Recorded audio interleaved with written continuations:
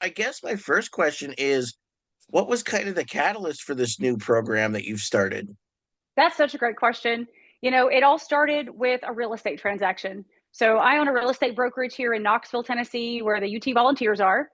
And a gentleman that I have known for a long time, former athlete himself, called me about a current athlete multiple years ago who needed housing off campus. And this is the first time in my career I'd ever done any business with an athlete.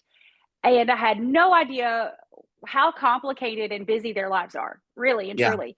So it was at the start of the NIL era, very first start. So it was a nominal contract, right? Nothing like what we see today, but Yeah. it was enough to get this kid off campus. Like he didn't want to live in a dorm anymore. He wanted his own housing.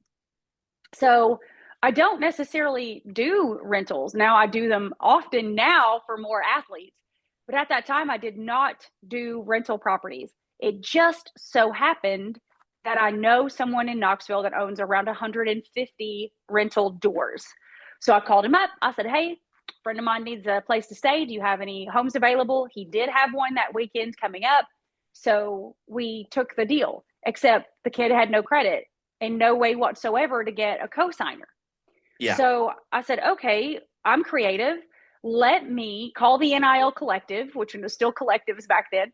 Let me call the NIL collective and ask for them to co-sign for this kid's lease on this house. And they were like, well, no one's asked us to do that before. And I said, well, how about we do this? We put you as first lien holder, like as if he was actually purchasing a property, Yeah. and we get the direct deposit from you every month to go to rent first, and what's left goes to the athlete. So that way you guarantee that it's going to get paid.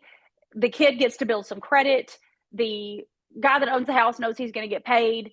Everybody wins. Like we can start a Mm. whole new system here where kids can do this. So they did. They agreed to do that. And I thought that was really very kind of them to do. So I think they didn't have to do that. Yeah. So they did that. And then the next week it was, hey, thanks for getting this for me. How do I set up utilities? Well, utilities needed credit as well. So it was, well, this is how we have to do the deposits. This is how we have to do the payments. This is how we have to structure everything. Okay, well, I don't really have a bank account. Okay, well, let's get that set up too. Like, let's get Uh-huh. all the things set up.